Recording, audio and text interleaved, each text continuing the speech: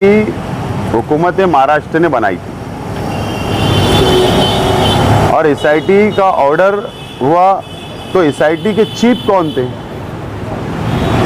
IPS officer थे, Nashik range के IG साहब थे। सदस्य सचिव मेंबर सेक्रेटरी कौन थे? मालेगांव शहर के एडिशनल एसपी भारती साहब कुछ समय तक थे और अभी हमारे एडिशनल एसपी साहब भी आईपीएस है, वो उसके मेंबर सेक्रेटरी है। किरीट सुमैया को क्या इन लोगों पर भरोसा नहीं है क्या? 2 आईपीएस ऑफिसर की निगरानी में एसआईटी ने मुकम्मल इंक्वायरी की मालेगांव शहर के लोगों की। जो एसआईटी की रिपोर्ट या जो चार्जशीट कोर्ट के अंदर फाइल हुई अलग अलग सीआर में, कहीं पर भी इस बात का जिक्र नहीं है कि बांग्लादेशी या रोहिंग्या। तो झुट्टा कौन है? झुट्टा किरीट सुमैया है। सिर्फ मालेगांव शहर के अंदर मियां भाई लोग को कैसे परेशान करना, उसके लिए वो शख्स आता है। या तो सरकार ने एसआईटी की रिपोर्ट आम कर देना चाहिए, डिक्लेयर करना चाहिए। अगर एसआईटी ने जो चार्जशीट फाइल की, अगर उस पर भरोसा और विश्वास नहीं है, तो ये जो बड़बड़ करता है, इसने अपनी सरकार को, जिस सरकार से डिमांड करके एसआईटी बनवाई थी, उससे सवाल जवाब करना। यहां पर आकर सिर्फ मुसलमानों को टारगेट करना, मालेगांव शहर को टारगेट करने का काम किया जा रहा है। और किरीट सुमैया ने आज जो प्रेस कॉन्फ्रेंस में कहा कि वो लोगों ने नया एप्लीकेशन ही नहीं किया जन्म दाखिले के लिए,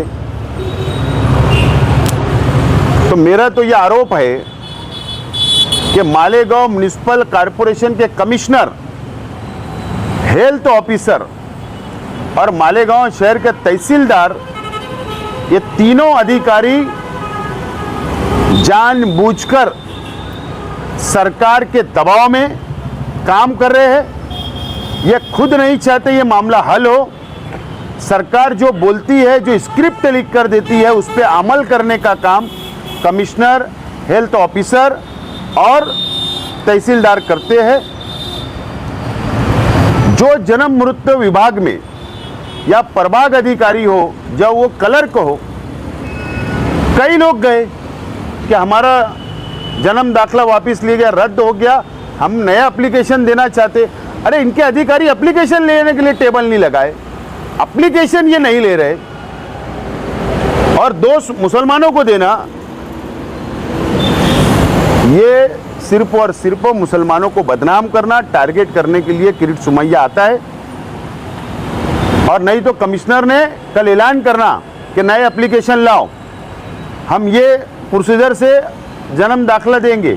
तहसीलदार ने ऐलान करना कि हम ऐसा एफिडेविट मानेंगे, या कोर्ट के माध्यम से जाओ। प्रोसीजर तो फॉलो करो, टेबल लगाओ, देखो कितने एप्लीकेशन आते हैं। यानी काम प्रशासन नहीं करेगा और इल्ज़ाम हमारे पे दिया जाएगा। ये शहर बर्दाश्त करेगा नहीं। हमको भी संविधान ने झंडा और डंडा दोनों दिया है। हम बर्दाश्त कर रहे तो इसका मतलब ये नहीं है कि हम कुछ नहीं कर सकते। तो अब हमारा इम्तिहान लेना बंद करना चाहिए। एसआईटी की रिपोर्ट डिक्लेयर करो। एकदम साफ तौर पर हमारा बोलना है। और मैं मालेगांव शहर की आवाम से, जिन लोगों को नोटिसें मिली, जिन लोगों ने जवाब दिया, जिन लोगों के जन्म दाखले जमा किए गए, मैं उनसे अपील करता हूं कि डरने की ज़रूरत नहीं। माइनॉरिटी डिफेंस कमेटी पहले दिन से आपके साथ खड़ी है, आज भी खड़ी है और कल भी खड़े रहेगी। और हम लोग इन लोगों से लड़ेंगे, कानूनी तौर से भी लड़ेंगे, जमहूरी तौर से रास्ते पे उतरना पड़े तो उतरेंगे, लेकिन अब इम्तिहान लेना बंद होना चाहिए।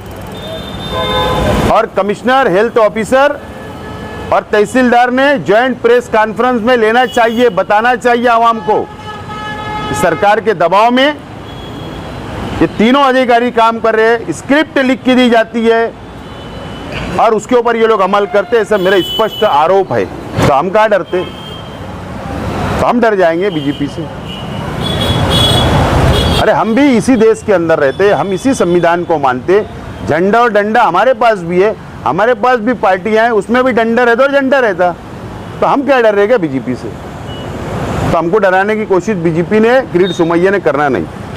अगर चार्जशीट में या एसआईटी की रिपोर्ट के अंदर अगर कोई एक शख्स से गलत निकल जाएगा ना, तो वो जो सजा उसके लिए तैयार हूँ।